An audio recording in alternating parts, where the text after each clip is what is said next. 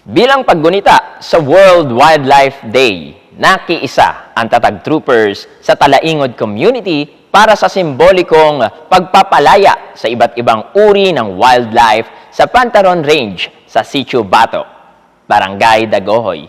Narito ang ulat ni Irene Berdin.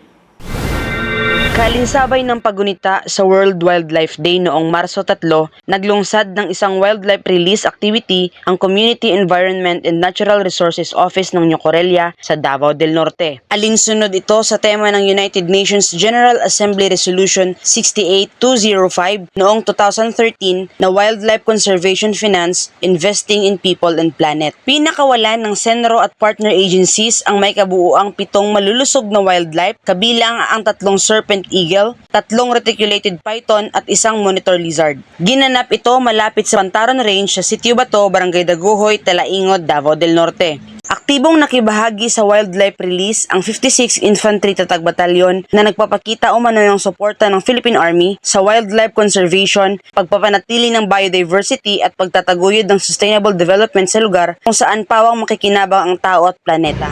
Mula dito sa Sitio Bato, Barangay Dagohoy, Talaingod, Davao del Norte, ako si Irene Berdin, ang inyong pamilyang kaugnay.